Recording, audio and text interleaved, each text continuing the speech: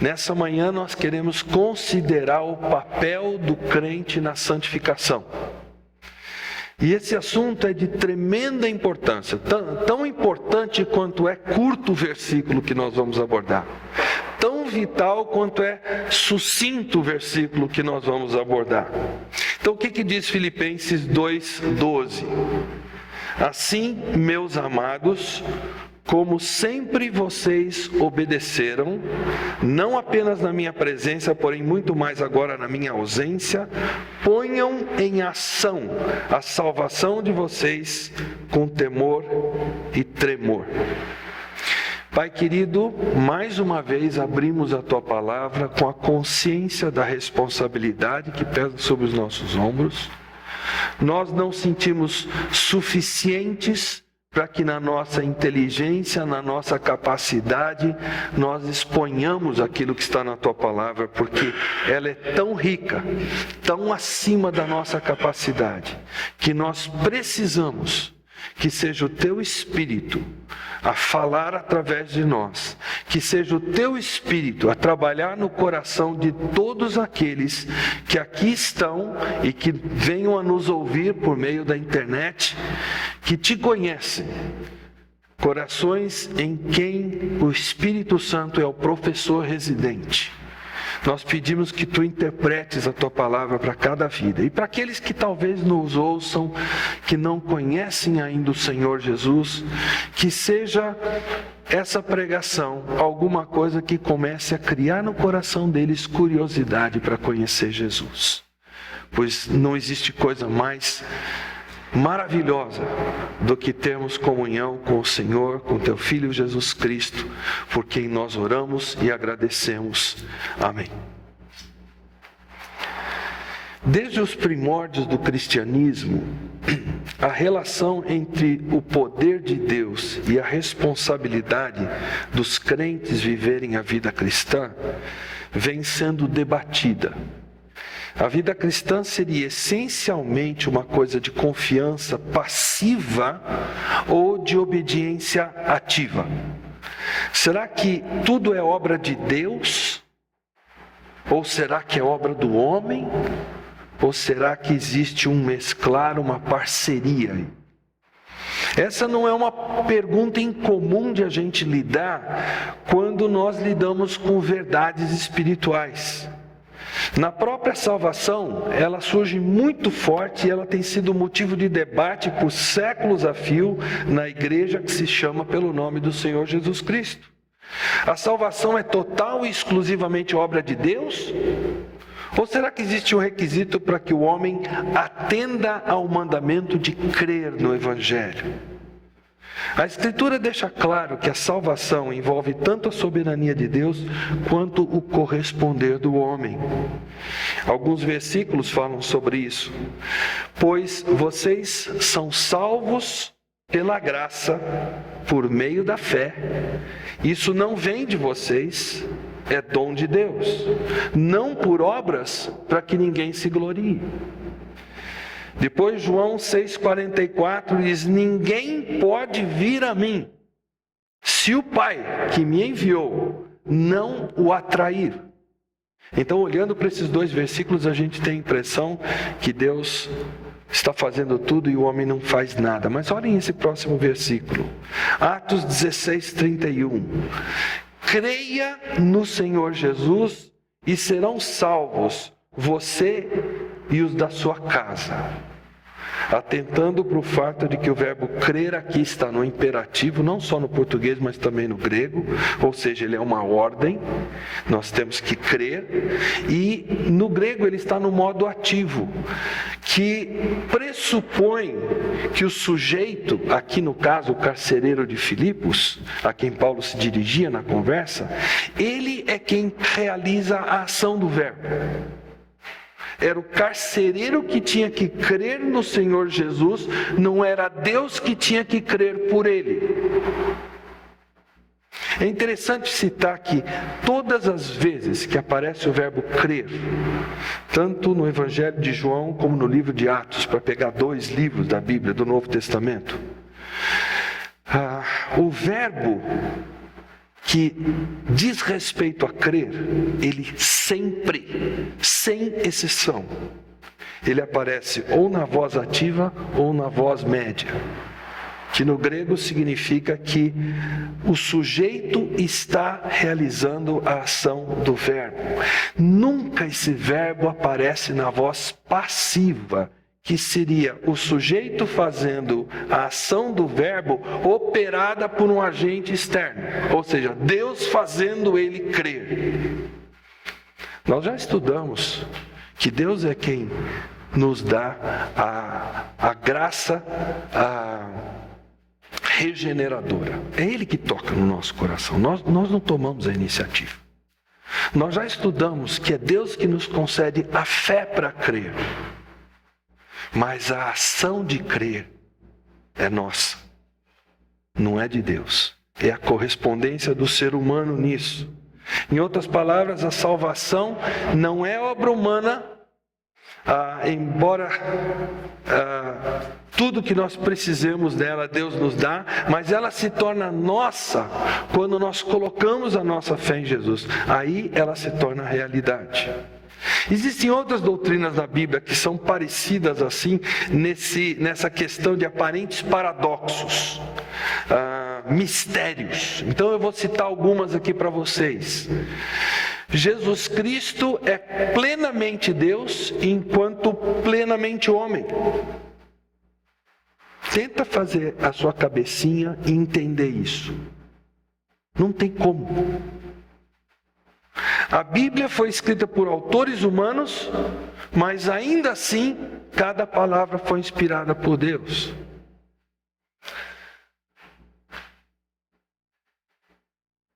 Quantos autores no total?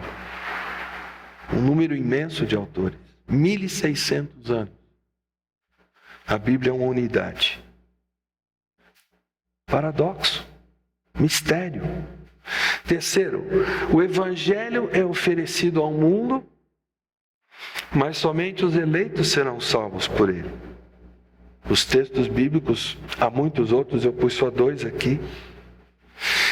Próximo, é Deus quem garante a salvação do crente, mas o crente é instado a perseverar. Parecem mistérios, parecem contradições, parecem paradoxos. Agora eu quero que você atente para um grande perigo existente por causa desses paradoxos. Próximo slide. Crentes que procuram conciliar de forma humana e racional cada doutrina bíblica que inclui aparente paradoxo, que inclui mistério, acabam inevitavelmente sendo atraídos pelos extremos. Eu vou explicar para vocês como funciona. Para atingirem seu objetivo de entender plenamente a questão, sem abandonar a lógica humana, sem aceitar esse elemento de mistério, de aparente paradoxo, tratando-o como uma questão de fé que, em tudo que Deus diz, essas pessoas acabam enfatizando um lado da moeda que eles preferem, um aspecto da palavra que eles mais simpatizam, em detrimento da outra verdade que a Bíblia também enfatiza. Mas parece chocar com o primeiro lado que eles preferem. Por exemplo, como Jesus pode ser plenamente Deus enquanto plenamente homem, ou como Jesus pode ser plenamente homem como plenamente Deus? Ou eu creio pela fé que as duas coisas que são ensinadas são verdade, mesmo que na minha cacholinha não entre, ou então eu vou procurar uma explicação racional para isso. E aí eu vou abandonar o mistério de Deus, eu vou polarizar o ensino bíblico. Quando essas pessoas desejam entender esses mistérios com a mente finita do ser humano, a verdade é que esse aspecto que parece contradizer o que eles acham mais correto, eles vão sentir que esse segundo aspecto precisa ser combatido. Agora isso é muito estranho, porque a Bíblia ensina as duas coisas. Então como é que eu posso defender uma e combater outra? Mas é o que é feito. Para isso as pessoas são capazes de interpretar texto fora de contexto. E nós já estudamos aqui que texto fora de contexto não passa de pretexto. Ou de enxergarem os versículos que tratam o seu lado preferido do crer e simplesmente ignorar os versículos que tratam o outro lado. Na mesma moeda. Queridos, eu tenho lido livros de autores famosos, conhecidos, homens que nós respeitamos por serem homens reconhecidamente estudiosos da palavra de Deus. Mas é interessante que alguns desses têm a pachorra de pegar um lado e defender esse lado com unhas e dentes e simplesmente não tocar nos textos problemáticos que aparentemente contradizem isso.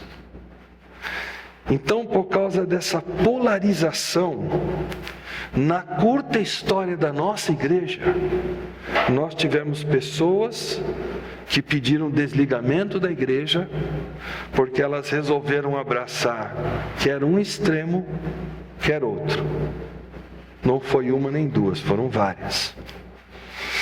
Agora eu queria que vocês percebessem o seguinte. Eu falei de aparente paradoxo, porque na mente de Deus não existe paradoxo. Nós tratamos há pouco tempo da doutrina da salvação. Então nós vemos um Deus soberano de um lado e nós vemos o ser humano responsável por outro. E nós, olhando para essas duas coisas pelo prisma humano, nós achamos que elas se contradizem, que elas chocam.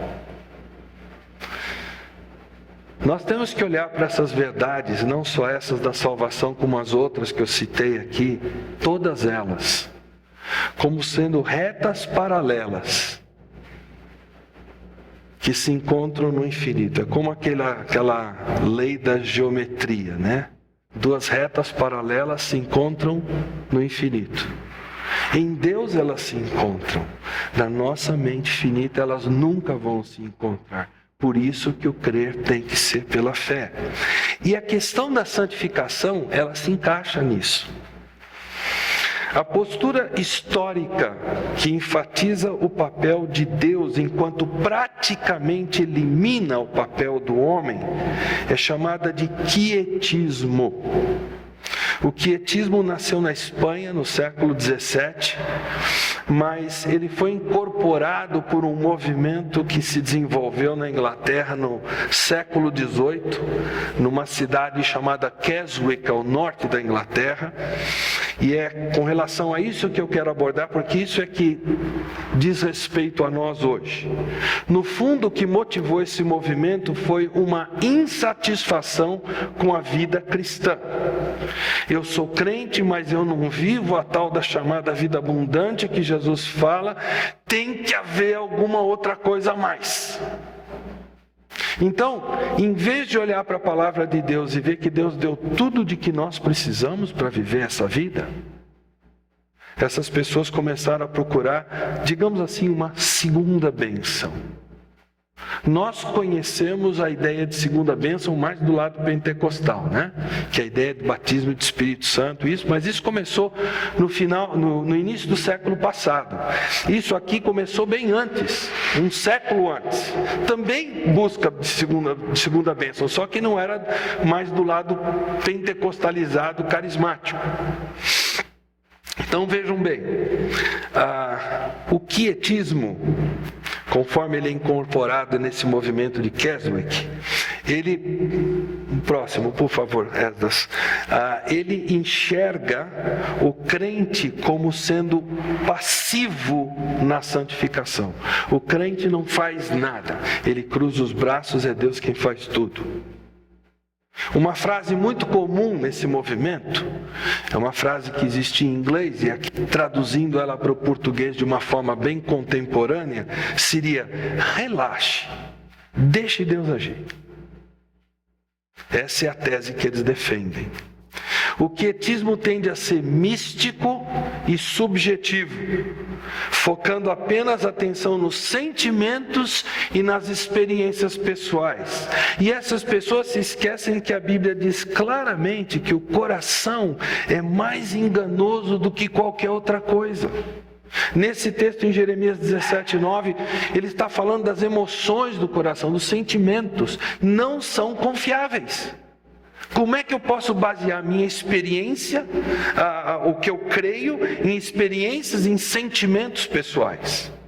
Por que não objetivamente na palavra de Deus? Eles afirmam também que uma pessoa que se rende completamente a Deus e depende totalmente de Deus, será divinamente protegida do pecado pelo próprio Deus e por ele conduzida a uma vida fiel. Para tal, ela deve deixar morrer seu próprio eu e, por assim dizer, se perder em Deus. Queridos, a coisa aqui chega a um ponto de pessoas que estiveram nesse movimento escrever textos para dizer que elas não pecam mais. A Bíblia é tão objetiva para dizer que quem fala isso é mentiroso. Lutar contra o pecado, próxima coisa. Eles consideram a luta contra o pecado ou disciplinar-se para gerar boas obras, aquelas boas obras que nós devemos andar nelas porque nós cremos em Jesus, como algo não apenas fútil, mas não espiritual e contraproducente. Então, não é de surpreender que o quietista, embora ele não tenha nem consciência de que isso é o que ele é, ele olha para os demais de cima para baixo. Ele vai olhar para os outros que não pensam como ele, como eles ainda não entenderam. Talvez chegue a dizer até, eles ainda não se converteram. Agora, veja a presunção que está por trás desse tipo de crença. Uma quietista famosa, a líder com seu esposo desse movimento de Keswick que eu citei na Inglaterra, foi uma Quaker, ou Quakri, como alguns chamam em português, chamada Hannah Whitall Smith.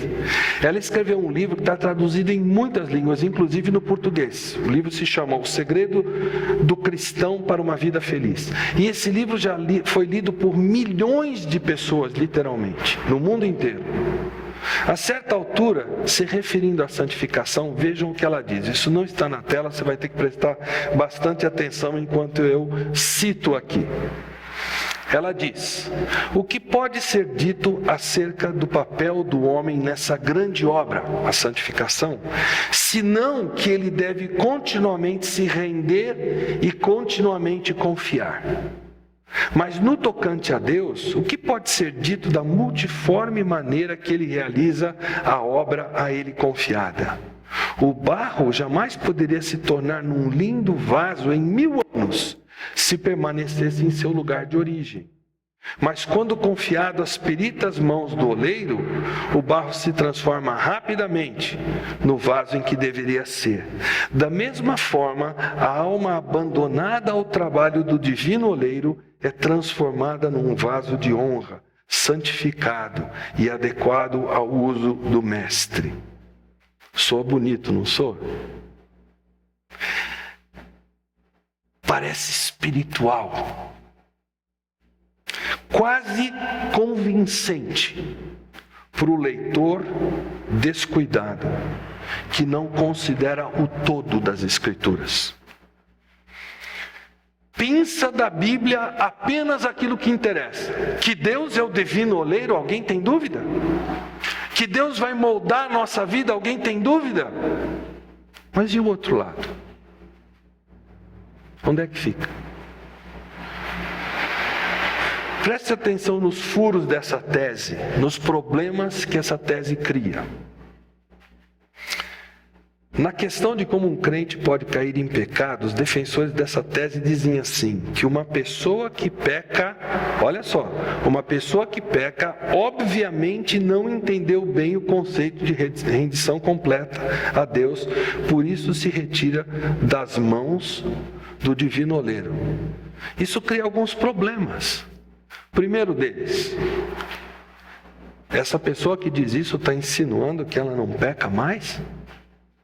Olha o que está escrito na frase de cima. Ela está dizendo que quem peca não entendeu bem o conceito de rendição completa. Então, uma vez que eu entendi o conceito de rendição completa, eu não peco mais? Eu pratico isso, eu não peco mais? Segundo problema, já que Deus tem controle completo, como é que alguém é capaz de se retirar das mãos dele, do divino oleiro? Ou Deus é soberano ou ele não é. Se ele é soberano, como é que eu consigo sair do cuidado dele, das mãos dele? Eles não respondem a essa dúvida. Terceiro lugar, como é que alguém nessas circunstâncias não culparia ao próprio Deus pela sua apostasia dessa rendição completa? Muito bem, isso aqui é o quietismo. Agora o lado oposto. Vamos ver, porque existe um lado oposto. Eu falei para vocês dos opostos, né? O lado oposto do quietismo é o pietismo. O pietismo não é uma coisa totalmente ruim. Ela tem coisas boas, mas ela tem perigos também.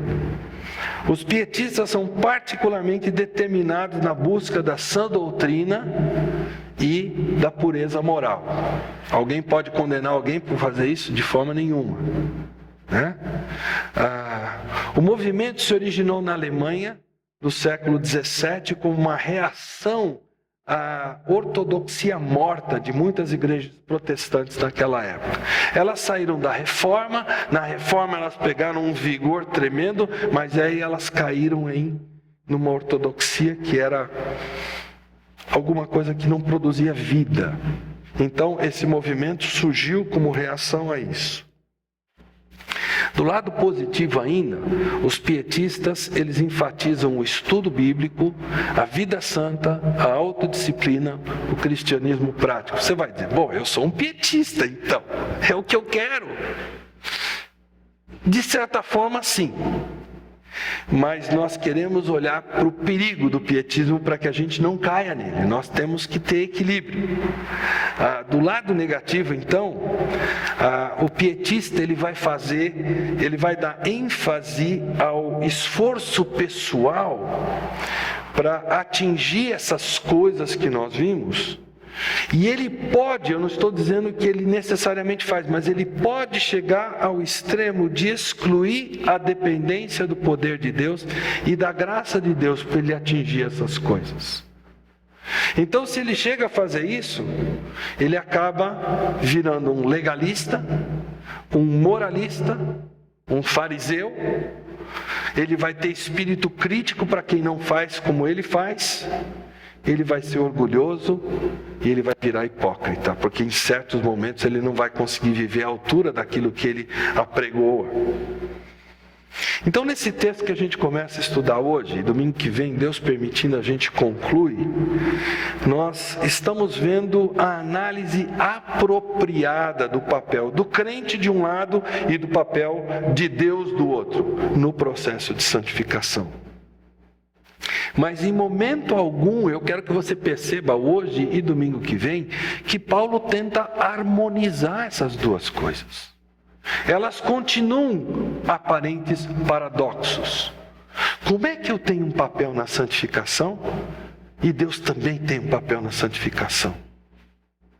Aparentemente não soa possível. Paulo, ele não tenta harmonizar as duas coisas, ele simplesmente ensina as duas coisas. Como que dizendo para nós, meu querido, minha querida, não tente entender com isso aqui. Você tem que entender com fé. Você precisa entender que chega um momento em que a sua sabedoria, ela é pequenininha, ao lado da sabedoria de Deus, que a Bíblia chama de inescrutável, inatingível. Então Paulo se contenta com a incompreensibilidade para a mente humana dessa postura de que um lado o crente é responsável pela santificação, do outro lado Deus é responsável também pela santificação. Então essa dupla ênfase, eu quero que vocês percebam que ela permeia todo o Novo Testamento. Nós vamos considerar alguns textos paralelos, eu vou abrir rapidamente para alguns deles. O primeiro deles é 2 Pedro 1, 3 e 4. E depois o complemento disso. Então esse texto, olha que coisa bonita que ele diz para nós. Seu divino poder nos deu todas as coisas de que necessitamos para a vida e para a piedade, por meio do pleno conhecimento daquele que nos chamou para a sua própria glória e virtude. Por intermédio destas, ele nos deu as suas grandiosas e preciosas promessas, para que por elas vocês se tornassem participantes da natureza divina e fugissem da corrupção que há no mundo causada pela cobiça. Agora, com base nessa provisão completa que Deus deu para nós, olha o que Pedro passa a cobrar de nós, a partir daí, versículos 5 a 10. Por isso mesmo, o que quer dizer esse por isso mesmo? Por causa dessa provisão completa que Deus nos deu, olha o que você tem que fazer, olha o que eu tenho que fazer. Empenhem-se, esse texto aqui, esse verbo não tem nada a ver com você ficar passivo, né? Empenhem-se para acrescentar à sua fé a virtude, à virtude o conhecimento, ao conhecimento o domínio próprio, ao domínio próprio a perseverança, à perseverança a piedade, à piedade a fraternidade, à fraternidade o amor. Porque se essas qualidades existirem, que qualidades? Essas que você se empenhou por obter, claro, na dependência do Espírito Santo, pela graça de Deus. Se essas qualidades existirem e estiverem crescendo em suas vidas, elas impedirão que vocês, no pleno conhecimento de nosso Senhor Jesus Cristo, sejam inoperantes e improdutivos. Todavia, se alguém não as tem, está cego, só vê o que está perto, esquecendo-se da purificação dos seus antigos pecados. Portanto, irmãos, novamente o verbo aí, empenhem-se ainda mais para consolidar o chamado e a eleição de vocês, pois se agirem dessa forma, jamais tropeçarão. Ele não está dizendo que nós não vamos pecar com essa expressão, jamais tropeçarão. Ele está falando de você chegar a um ponto que você fica tão confuso que você se desvia da fé. Você toma um atalho que é perigoso e você não pratica isso que a Bíblia diz que você tem que praticar. Você não crê nisso que a Bíblia diz que você tem que crer. Vamos pegar um exemplo mais resumido disso. Paulo escrevendo aos Coríntios. Ao escrever aos Coríntios, ele diz que pela graça de Deus eu sou o que sou. E sua graça para comigo não foi em vão. Então, aqui nós temos uma declaração completa de Paulo de é Deus que fez em mim. Agora olha o contraste que ele diz. Ele continua e ele explica: antes trabalhei mais do que todos eles. Entende? A graça de Deus, ela não veio para que eu ficasse de braço cruzado. Ela veio para que eu me empenhasse, que eu trabalhasse. Contudo, não eu, mas a graça de Deus comigo. Paulo está dizendo claramente: pela graça de Deus eu cheguei até aqui. Mas para chegar até aqui eu me empenhei, eu trabalhei, eu suei. Agora foi porque eu tinha capacidade para suar? Ou foi porque a graça de Deus me deu os elementos para isso? Nesse exemplo fica muito claro que graça e poder de Deus, eles fortalecem a base dos nossos esforços fiéis e obedientes como crentes. De maneira ainda mais enxuta, Tiago diz a mesma coisa. Olha o que ele diz, primeira parte de Tiago 4:7, submetam-se a Deus. Ele está dizendo, é Deus que faz. Entreguem-se a Ele. Mas aí ele não para. Ele continua na frase seguinte. O que diz a frase seguinte? Resistam ao diabo e ele fugirá de vocês. É interessante ele não dizer submetam-se a Deus, porque Deus vai segurar o diabo. E vocês vão estar numa boa. Ele diz, não, o papel de vocês é resistir ao diabo. Vocês vão ter que lutar na vida cristã. Faz parte. Eu cito esses versículos não para que nós compreendamos, por assim dizer, a patologia espiritual de santificação. E com isso acabe o mistério. Mas para que nós percebamos que o aparente paradoxo, o mistério existente, é exatamente o que as Escrituras reiteradamente ensinam para nós. Essa sinergia divino-humana operando em nós e operando-nos e através dos que creem, ela existe desde o Antigo Testamento. Vocês querem ver como é que funcionava lá? O Esdras hoje na escola bíblica, ele nos transportou para o Antigo Testamento para fazer uma comparação, vou fazer a mesma coisa agora. O povo de Israel, diante do Mar Vermelho, Moisés estava tão confiante em Deus, que naquele momento, ele diz o quê? Ele diz ao povo, não tenham medo, fiquem firmes e vejam o livramento que o Senhor lhes trará, porque vocês nunca mais verão os egípcios que hoje vêm. O Senhor lutará por vocês, tão somente acalmem-se.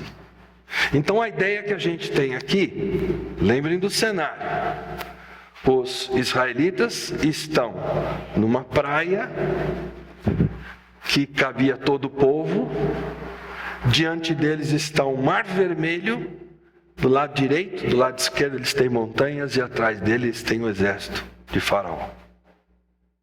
Era para estar com medo, não era?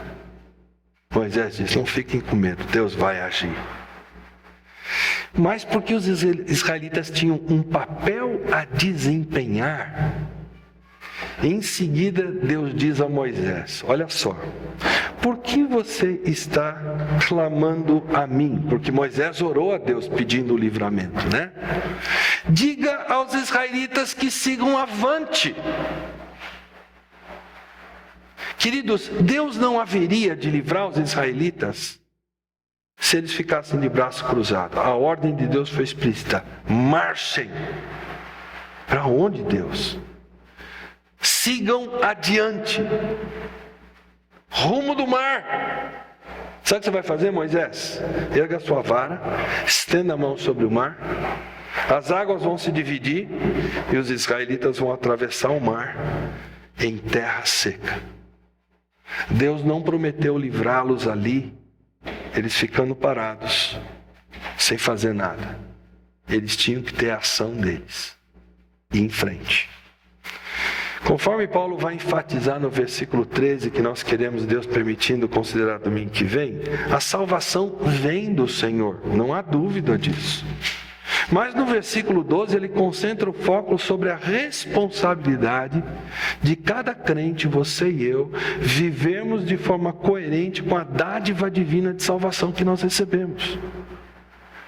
Versículo 12, o verbo principal é o verbo katergazomai, que traduzido na NVI é ponham em ação.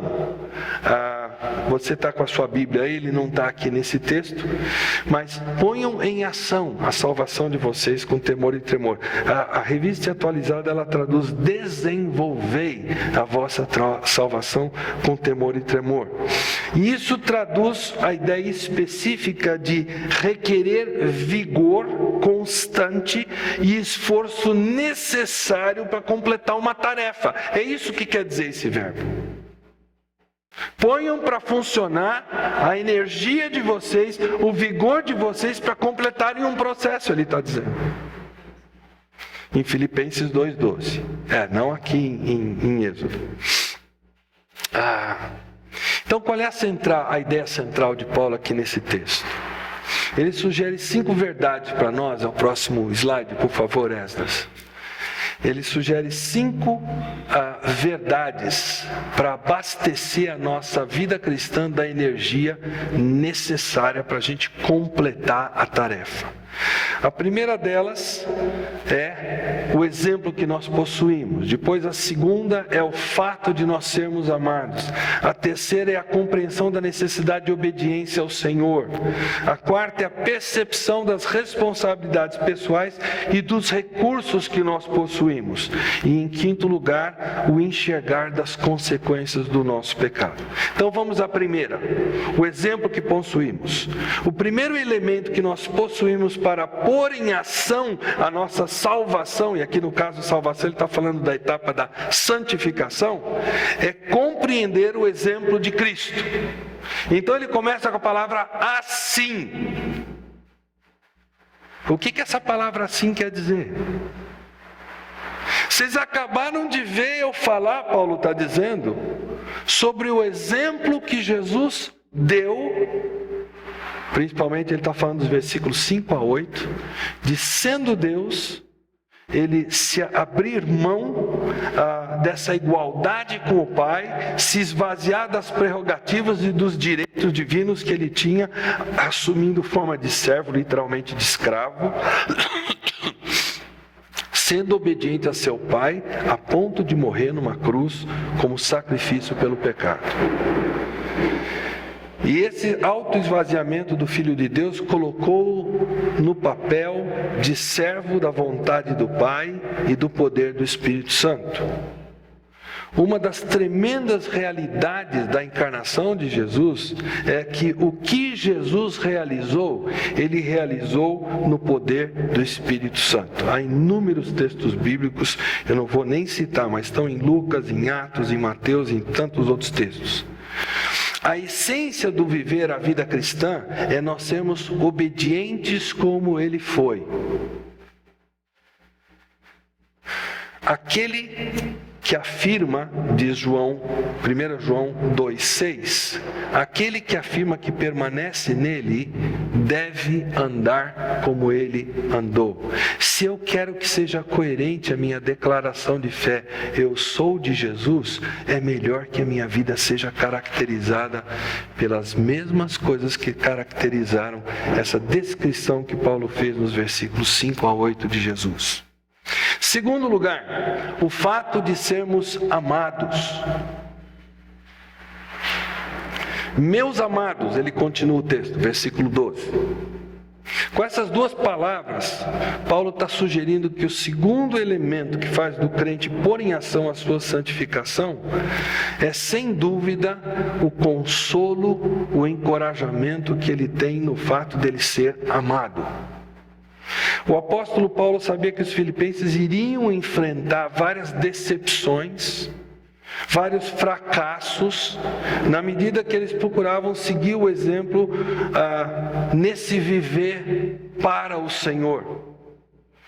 Eu pergunto para você, não é o que acontece conosco hoje?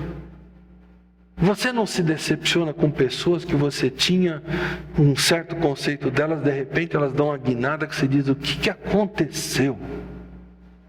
De onde tiraram isso? Fracassos, às vezes fracassos pessoais.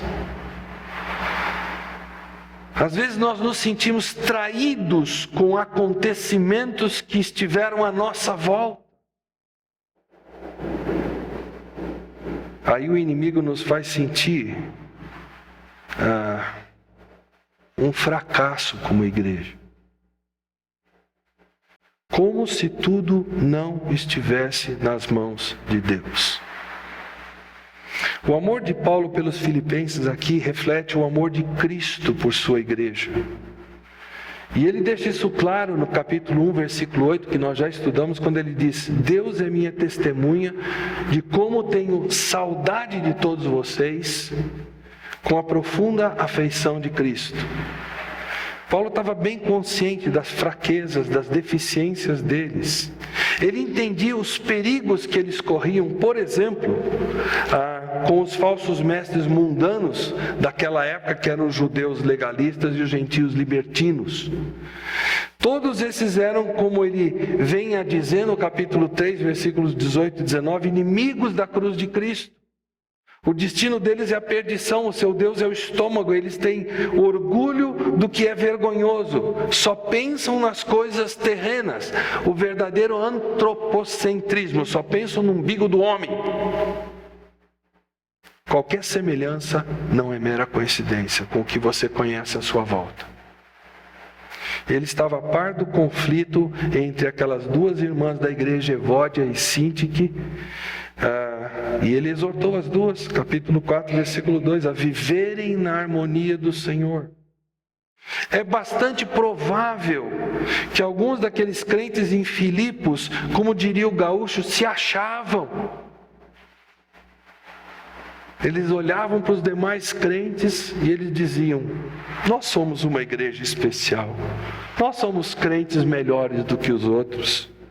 Talvez daí a forte exortação de Paulo para que a igreja fosse humilde, como nós vemos nos primeiros 8 versículos desse capítulo 2 que nós estudamos alguns domingos atrás. Assim como o Senhor fez com Paulo, faz com todos os seus filhos, o apóstolo também levava em conta, o fracasso dos filipenses, o possível fracasso. Eles não serviam a uma divindade inflexível, como os pagãos que eles conheciam. Eles serviam a um Deus que não é destituído de misericórdia, um Deus que é gracioso, um Deus que é misericordioso, perdoador e sempre está disposto a nos restaurar de volta à comunhão com Ele. A despeito das imperfeições, os crentes de Filipenses eram, conforme Paulo diz nessas palavras, irmãos amados. Amados de Paulo, amados pelo Senhor Jesus. No capítulo 4 ele vai falar desses amados usando termos ainda mais fortes. Vocês são a minha alegria, vocês são a minha coroa, diz Paulo. E ele diz isso porque ele diz que ele almejava que eles permanecessem firmes, que eles não desistissem, que eles não abrissem mão dessa caminhada. Paulo entendeu que, como ele mesmo, os filipenses ainda não tinham sido aperfeiçoados. Que eles também estavam prosseguindo para alcançar a perfeição, como Paulo diz no capítulo 3 de si mesmo, pois para isso eles haviam sido alcançados por Jesus Cristo. Eles não estavam se enxergando como alguém que já tinha alcançado isso. Mas ele diz, esquecendo das coisas que ficam para trás e avançando para as que estão adiante, eles estavam fielmente indo com tudo rumo ao alvo, a fim de ganharem o prêmio do chamado celestial de Deus em Cristo Jesus, como Paulo vai declarar de si mesmo no capítulo 3. O chamado de Paulo aos filipenses para pôr em ação essa salvação deles, a santificação deles, não era uma diretiva indiferente, uma diretiva fria.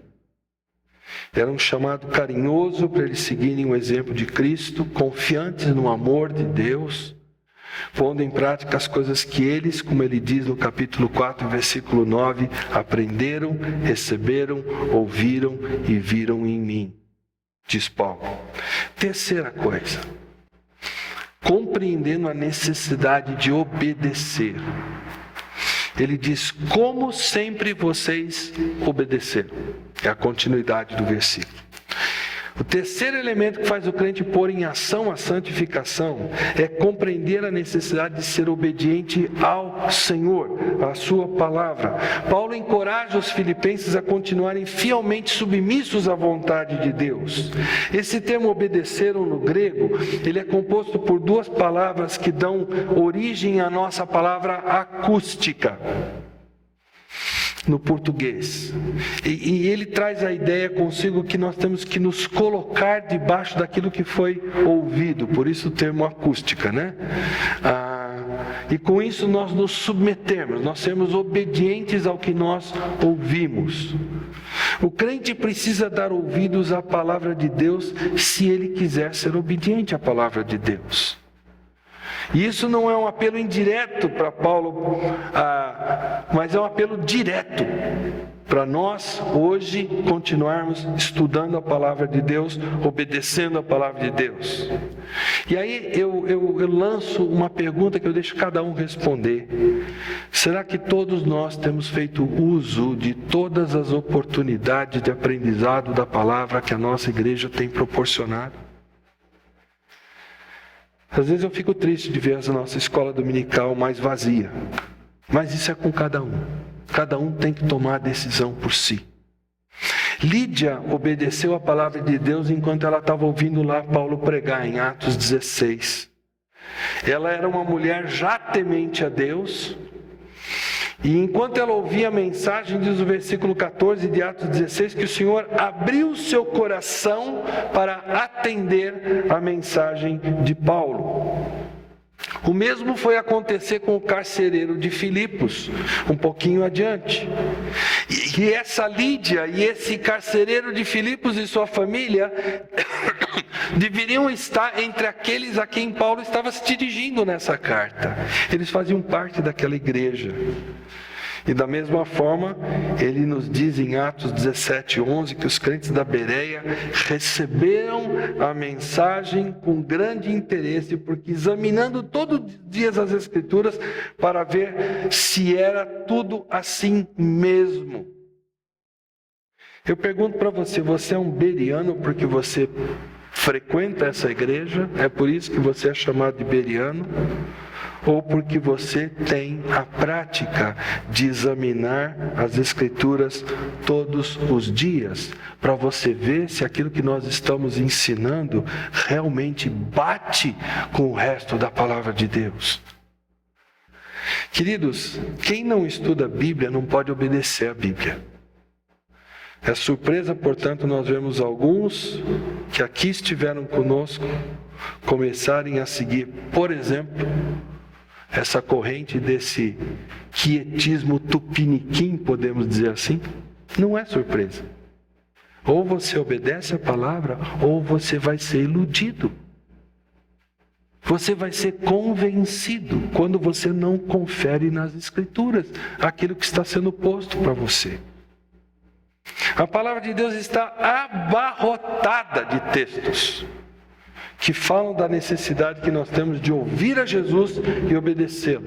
Só alguns exemplos rápidos. Pedro, Tiago e João estão no Monte da Transfiguração e eles ouvem Deus falar: "Este é o meu Filho amado em quem me agrado, ouçam-no." É uma ordem. Pregar o Evangelho é mais do que meramente testemunhar da nossa fé e convidar pessoas a virem a Jesus. É um chamado a pecadores para que obedeçam a Deus. Para que a obediência que vem pela fé, por causa do seu nome, diz Paulo em Romanos 1:5. Ser salvo equivale a obedecer o Evangelho de nosso Senhor Jesus Cristo. Paulo usa essa expressão em 2 Tessalonicenses 2, em Romanos 6, e Pedro usa em 1 Pedro capítulo 1. Paulo escreveu a Tito: afirme categoricamente essas coisas, para que os que creem em Deus se empenhem na prática de boas obras. O escritor aos Hebreus cobra dos seus leitores: portanto, esforcemo-nos por entrar nesse descanso, para que ninguém venha a cair, seguindo aquele exemplo de desobediência. E na grande comissão que nós vimos hoje na escola dominical, Jesus incluiu o mandamento de nós ensinarmos os convertidos de todas as nações o quê? A obedecer tudo o que eu lhes ordenei. Obediência é essencial à santificação. Sem obediência, santificação não acontece. Santificação não é aquela propaganda de anos atrás que talvez os mais velhos aqui vão se lembrar melhor. Nescau instantâneo dissolve sem bater. Queridos, a doença do nosso século se chama imediatismo. As pessoas querem uma santificação que você toma uma pílula, você fica santo. Não é assim que a Bíblia diz que acontece. Ela exige o nosso esforço, ela exige a nossa perseverança naquilo que Deus nos ensina. Quarta coisa, compreendendo a nossa responsabilidade, ou as responsabilidades e recursos que nós temos. Então aí ele diz, não apenas em minha presença, porém muito mais agora na minha ausência. O quarto aspecto é esse pôr em ação a santificação. Fala das nossas responsabilidades pessoais. Fala dos recursos que nós temos ao nosso dispor. Já que nós crentes continuamos pecadores, nós temos a tendência de nos auto-justificar, culpando circunstâncias ou outras pessoas por causa dos nossos problemas. Paulo elogia os filipenses pelo padrão fiel de obediência a Cristo que eles praticavam enquanto ele esteve presente. E agora ele diz, não parem aí. Vocês têm que se sentir obrigados, tão obrigados quanto obedecer Jesus na minha presença, agora que vocês estão na minha ausência. Ele estava onde? Numa prisão a 1000 quilômetros de onde eles se encontravam, em Roma. O elo afetivo entre Paulo e a igreja de Filipos era profundo, muito forte. Aqueles crentes haviam tido o privilégio de serem instruídos, quem sabe, pelo melhor professor de Bíblia que já passou por esse planeta, exceção feita ao Senhor Jesus Cristo. Tudo que ele pregou, tudo que ele ensinou, tudo que ele escreveu, está resumido, digamos assim, nas 13 cartas de Paulo que nós temos no Novo Testamento. Não é à toa que os crentes filipenses desenvolveram uma profunda dependência daquele nobre servo de Deus. Mas enquanto ele escrevia, e ele estava a 1000 quilômetros de distância, o único contato que eles tinham não era por internet, era por carta. Levava 3, 4 meses para eles receberem uma carta dessa ou mais. Ou então, alguém que era um elo comum entre eles, vinha de um lado e chegava no outro e dava notícias, e vice-versa. Era o único meio de contato. Mas independentemente de quão desanimadora pudesse ser essa realidade, Paulo relembra os filipenses que a responsabilidade espiritual deles não era devida a ele, Paulo, mas ao Senhor Jesus Cristo. Eles deveriam obedecer ao Senhor Jesus Cristo, mesmo na ausência de Paulo. Paulo está com essas palavras repetindo a demonstração que ele mesmo já fez no capítulo 1, versículo 27. Lembrando que a prática que Deus sugere para que nós aprendamos é a repetição. Isso está por toda a Bíblia. Ele está dizendo uma coisa que ele já disse, capítulo 1, versículo 27. Não importa o que aconteça, exerçam a cidadania de maneira digna do Evangelho de Cristo, para que assim, quer eu vá e os veja, quer apenas ouça a respeito de vocês em minha ausência, eu fique sabendo que vocês permanecem firmes num só espírito, lutando unânimes pela fé evangélica. O que Paulo está dizendo com essas admoestações é que não há um momento sequer na vida do crente que ele não seja responsável por obedecer o Senhor. Não é sadio nós dependermos de pessoas, mesmo do pastor ou de qualquer outra pessoa, para que o nosso vigor espiritual exista. Enquanto é primordial que você esteja presente e aproveite de tudo que a igreja tem a dar para você, o ensino da palavra de Deus que nós procuramos proporcionar aqui na Bereana, e isso, eu imagino, deve lhe ajudar na obediência ao Senhor. Nunca se esqueça que o supremo exemplo que você tem é o Senhor Jesus Cristo, conforme nós estudamos nos versículos anteriores desse capítulo. É do Senhor Jesus Cristo que vem a nossa verdadeira força. É do Espírito Santo que vem o poder para a gente ir em frente. Graças a Deus nós jamais ficaremos sem o exemplo de Cristo e sem o poder do Espírito Santo para nos assistir. Em último lugar, a quinta faceta que nós queremos ver, e com isso a gente encerra: enxergando as consequências do pecado. Ponham em ação a salvação de vocês com temor e tremor, diz o versículo 12. Essa é a quinta motivação para a gente pôr em ação a nossa salvação, pôr em ação a nossa santificação. Nós precisamos entender as consequências do pecado. Nós sabemos que Deus é misericordioso, que Ele é gracioso, que Ele é perdoador.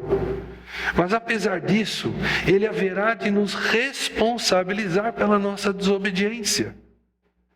Tal qual Paulo entendeu que se afirmarmos, ou melhor, eu disse o contrário, tal qual João entendeu que se nós afirmarmos que estamos sem pecado, 1 João 1, 8 e 9, enganamo-nos a nós mesmos e a verdade não está em nós. Se confessarmos os nossos pecados, Ele é fiel e justo para nos perdoar os pecados e nos purificar de toda injustiça. Sabedores de que nós servimos a um Deus que é justo, que é santo, nós somos crentes fiéis, nós sempre viveremos com tremor e temor. Nós não podemos olhar para a vida cristã como algo que pode ser vivido na flauta. Essa expressão temor expressa a ideia de medo, é phobos no grego, da onde vem nós temos fobia em português. Mas ao mesmo tempo essa palavra encerra a ideia de um deslumbramento reverente por aquilo que Deus é e tem feito, como lá em Atos 2,43, estavam todos cheios de temor, a palavrinha está aqui, e muitas maravilhas e sinais eram feitos pelos apóstolos. Quando o temor de Deus existe, a gente passa a enxergar o que Deus está fazendo. E a gente fica de boca aberta. Essa é a ideia do termo temor também. E a outra palavra é tremor. E tremor traduz a ideia de tremedeira, um joelho batendo no outro. Mas as duas palavras, quando elas são juntadas, elas comunicam a ideia da reação adequada, da consciência que você e eu temos da nossa fragilidade espiritual por causa do pecado que ainda em nós habita. E por outro lado, do poder da tentação que nos rodeia. Nós temos que ter consciência disso, se nós quisermos progredir na nossa santificação. Por isso é que a Bíblia ensina, passa a ser para nós não uma opção, como se houvesse outras, mas é a única opção. Deus busca essa atitude dos seus filhos, conforme Ele nos declara no profeta Isaías. A este eu estimo, ao humilde e contrito de espírito. Ele está falando de gente que reconhece os seus pecados, queridos, e que treme diante da minha palavra. Por esse texto de Isaías nós concluímos, não se tratar de medo de condenação eterna, não é isso que está em jogo, nós estamos garantidos na nossa salvação em Cristo. Esse temor está mais para um não confiar na nossa própria força, para resistir à tentação, para estar de quatro olhos abertos, lembrando que o nosso coração tão facilmente é enganado, é seduzido. Essa atitude fala de um deslumbramento reverente, essa temor e tremor, que brota da genuína adoração a Deus. Ela reconhece que o pecado é uma ofensa ao Deus Santo, gerando um sincero desejo de não entristecer a esse Deus. Antes de obedecer a esse Deus, de honrá-lo, de agradá-lo, em tudo glorificá-lo. E onde é que nós aprendemos isso? É nesse livro aqui. Não tem outro lugar. A expressão ponham em ação ou desenvolvei a vossa salvação, a vossa santificação, traduz a ideia de um mandamento que carrega uma ênfase continuada.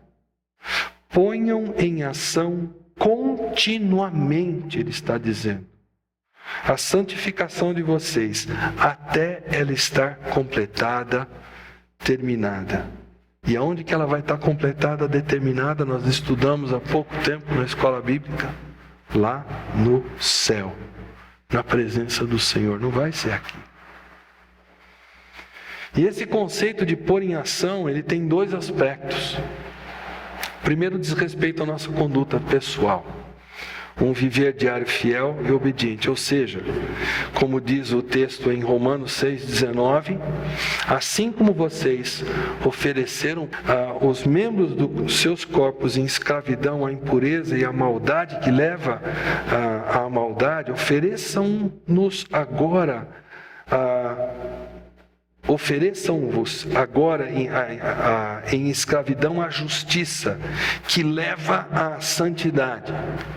O crente deve, de 2 Coríntios 7,1, esse texto não está na tela, purificar-se de tudo que contamina o corpo e o espírito, aperfeiçoando a santidade no temor do Senhor. Está aí o mesmo termo de novo.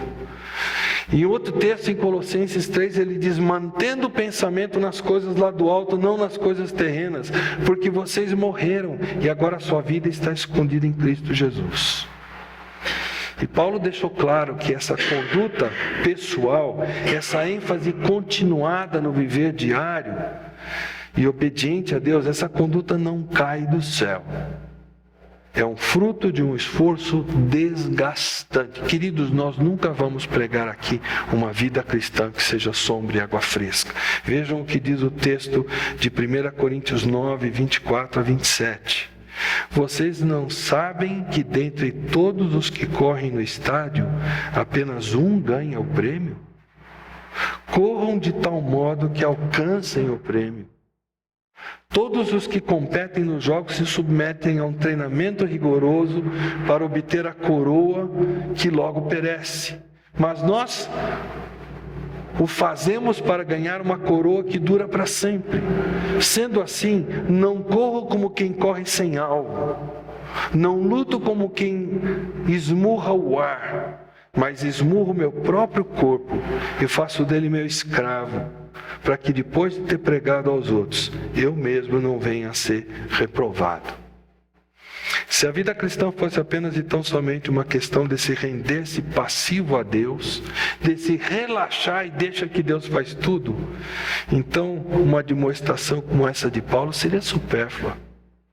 Na verdade, ela seria presunçosa. Mas ponham em ação. A salvação de vocês pressupõe responsabilidade pessoal do crente. Quanto à obediência, ele deve pôr em ação a sua salvação no viver diário, reconhecendo que o poder para obedecer vem do Espírito de Deus, conforme nós aprendemos na própria palavra de Deus.